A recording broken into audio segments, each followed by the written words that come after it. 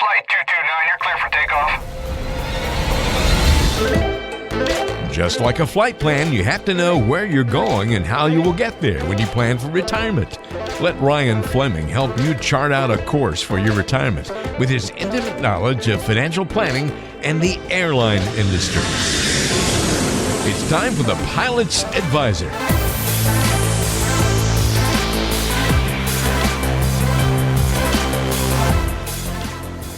You're listening to The Pilot's Advisor. Welcome to today's podcast. Walter Stroholt here with Ryan Fleming, financial advisor at Fleming Financial Group, serving you worldwide, based out of St. Louis right now. And you can find us online at pilotsadvisor.com. That's pilotsadvisor.com. Just check the description of today's show, and you can find links and more information, resources, and how to get in touch with Ryan if you have any questions at all about something that we talk about on the program today. Ryan, great to be with you this week. How are you, my friend? Doing well, Walter. How are you doing? Yeah, doing great. You have a good weekend? I actually got to do something very exciting this weekend. Not only is college football back on the horizon with their first, I guess it's the second big week of college football games, but I got to attend the Air Force versus Navy game in Annapolis and was lucky enough to stand on the sidelines for that game. How was that experience, especially being on the sideline? I bet that was, I know you used to play, so maybe not quite as awe-inspiring as it would be for the everyday person, but must have still been pretty cool. Well, it was actually fantastic getting to see old faces, old friends, and then being on the sidelines for any college football game is exciting. My squadron was actually dropping the Navy Frogs into the stadium with the American flag, so that was exciting as well. There was lots of great flyovers. But more importantly is just being around those types of people. There's lots of camaraderie, and there's something different about individuals out there that are willing to lay their life on the line for the good in our country and to protect our country. All happening during the September 11th weekend as well. Must have been a really special time. It was. 20 years since September 11th, so I think it was fresh on everybody's mind, the importance of what these individuals do, and also, to reflect on the horrible day that we had 20 years ago and why, those that serve in the military matter and what they're able to do for us. It was a pretty special day, Walter. Definitely, absolutely. Well, we've got a really good show on the way today. What we're going to be talking about is Dave Ramsey, actually. And there was an article recently in the USA Today about why Dave Ramsey followers should disregard some of his tips on retirement savings. Now, this is pretty interesting, and I know you know who Dave Ramsey is, Ryan. He's kind of the get-out-of-debt guru, certainly very popular on hundreds, if not thousands, of radio stations across the country, big into podcasting and videos and live events all across the country, and anybody who's ever needed to get out of debt has probably been served pretty well by his advice.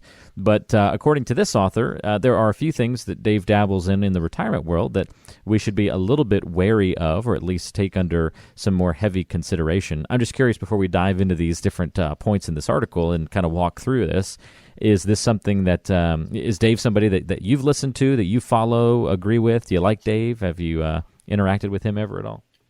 Well, it's funny because it's definitely been an evolution. I feel like in my 20s, Dave Ramsey was a great person to listen to because it was back when many people were trying to figure out how to have a budget and how to spend without getting credit card debt. And so I think he was a voice of reason at a point in time in your life. And I like to call it like back when you're in middle school, when you're trying to figure out how to live on your own and make proper buying decisions and having a budget.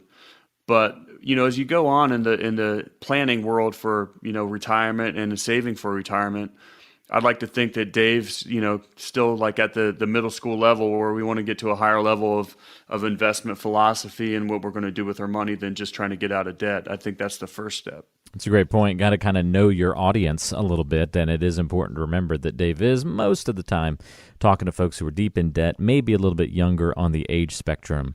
So when the advice starts gearing towards somebody maybe a little bit older who's done a great job of saving for retirement and doesn't have problems with debt, maybe it's a little bit different conversation. Well, looking at this article, basically the author, Christy Bieber, says that there are three ways that she thinks Dave is steering people in the wrong direction in preparing for their later years. And the first one she breaks down is that you should choose mutual funds over ETFs or stocks. And he gives a couple of reasons here, Ryan. I'll kind of rattle them off, and then I'll be interested to get your opinion here. Mutual funds are designed to be invested in the long term. It's possible to outperform the market by selecting the right mutual funds, and that ETFs come with costs, and while the fees are usually lower than mutual funds, they don't offer the professional management that mutual funds do. What's your reaction to maybe some of those pluses and minuses of the mutual fund ETF stock debate? Well, I think it's great advice that Dave Ramsey's saying, hey, let's invest in mutual funds over stocks, simply because he's trying to tell investors to be as diversified as you possibly can, not have all your eggs in one basket. Unfortunately, I think he hasn't really evolved in this world. I mean, that's very, very basic advice, but the drawbacks that he's talking about aren't really true. And where I would dig into this a little bit is, first of all, ETFs expense ratios are a lot of times lower than mutual funds now. They can be traded much more easily. And also, you can use mutual funds and ETFs off of each other in a taxable account to defer capital gains tax. There's so many different things you can do out there, and there's so many different vehicles that the game has really changed over the years. And I think today, just throw your money in a mutual fund is showing me, at least, that Dave hasn't really evolved, or he's just giving big picture advice like, hey, don't put all your money in one stock. Let's invest in a mutual fund that would be a little bit more diversified. So sort of this sense of try not to just completely throw everything into one category here is just sort of like good or bad. And just remember that all of these different things, stocks, ETFs, mutual funds, and if we expand it out to bonds and other things, they're all just tools. And so it might be good for you. It might not be right for the person next door. And just remember, it's going to be kind of dependent on your situation. Yeah, and once again, I think it's just very general advice that Dave's giving, but it's not necessarily advice that's good for everyone. And also, we're not getting more into the weeds to see better options out there for investors that may be a little bit more savvy or have a little bit more money to do some other options. Have you ever wanted to learn more about the academic approach to investing and saving and planning for retirement that Ryan talks about here on The Pilot's Advisor? Well, if so, go visit pilotsadvisor.com. pilotsadvisor.com. You can watch a quick webinar on the academic approach to investing. It'll show you how not to speculate and gamble with your money. It's all based on Nobel Prize winning research. Only takes about 10 minutes to get through the video and watch it. Going to be worth your time, I promise you. Go check it out right now, pilotsadvisor.com. It's a webinar that covers that academic approach to investing. pilotsadvisor.com. All right, back to the show. All right, that's a good first point to break down. Number two, she says, the author of this article, you can earn a 12% average annual return is something that Ramsey has said before. Is that really a good estimation or barometer for what most mutual funds return in the long run? Well, I definitely don't think so. What do you think there, Walter? Sounds a little high. Well, and unfortunately, a lot of the worst enemy of any investor is that investor themselves because of their behavior. So very few people could actually, buy into the average annual return of a mutual fund. And in this case, he's talking about the S&P 500. But also, depending on where you are in your life, consistency of returns is a major, major thing. And if you haven't looked at the difference between average rates of return and consistency of returns, this is definitely a big thing depending on your situation. I have some good material on this in a couple of my podcasts and webinars that we should definitely go into at some point. But consistency of returns is just as important as an average rate of return. The other things I'm seeing on this, and of course I'm perusing the article as Walter is.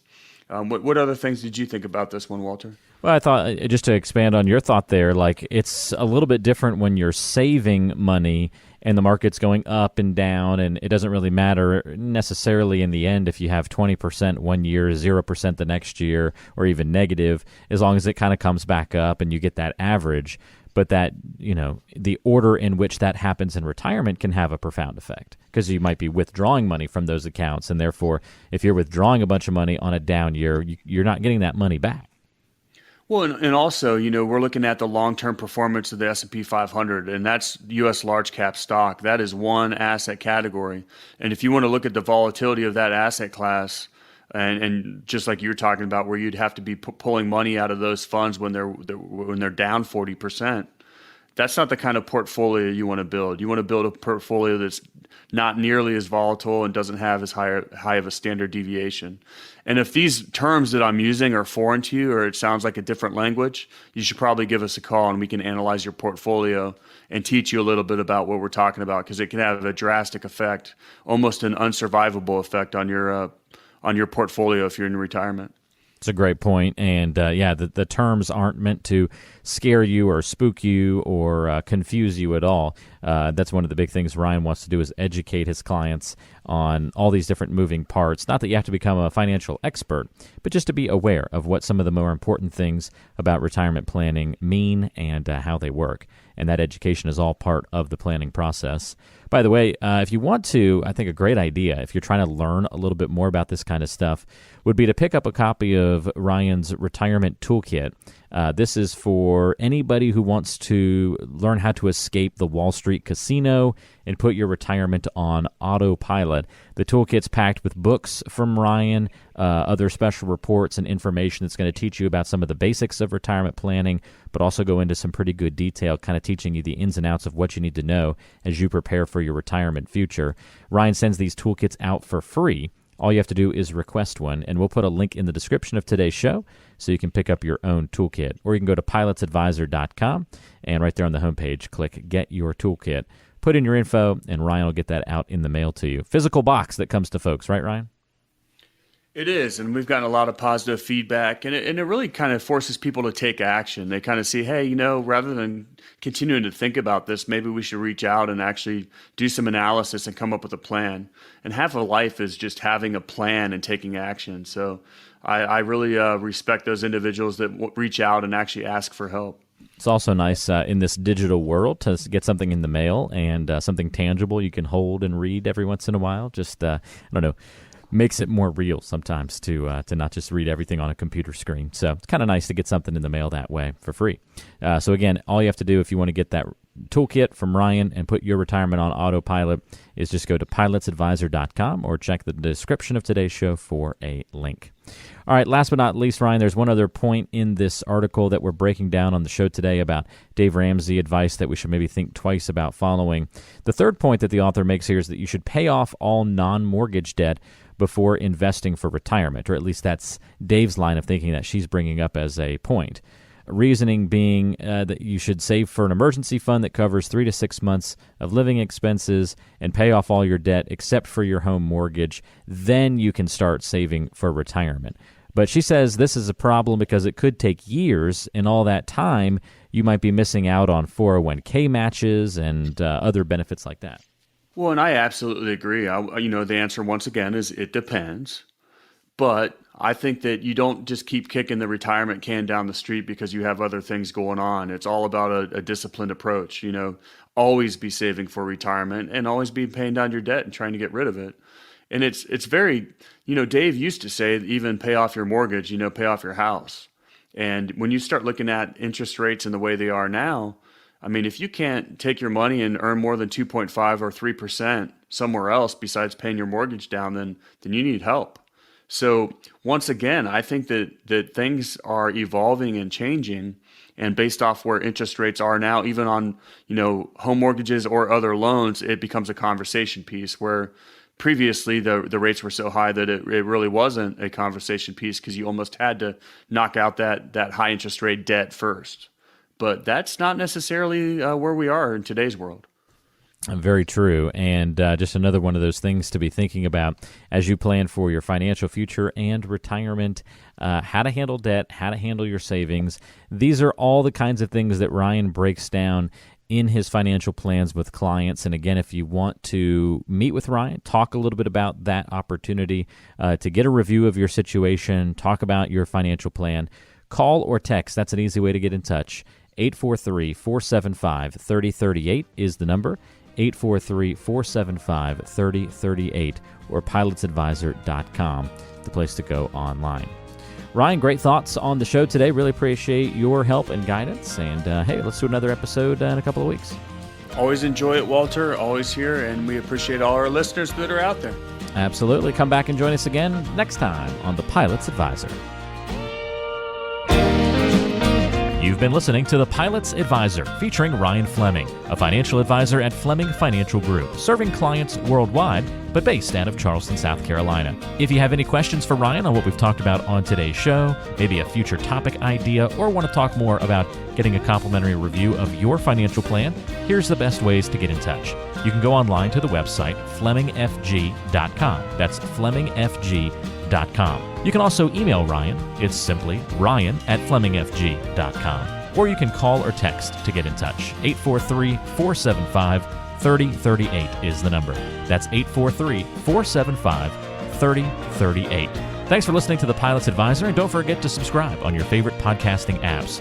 We're on Apple Podcasts, Spotify, Google, Stitcher, TuneIn Radio, and many more locations. So whatever app you like to use, search for The Pilot's Advisor podcast today and subscribe so you never miss an episode.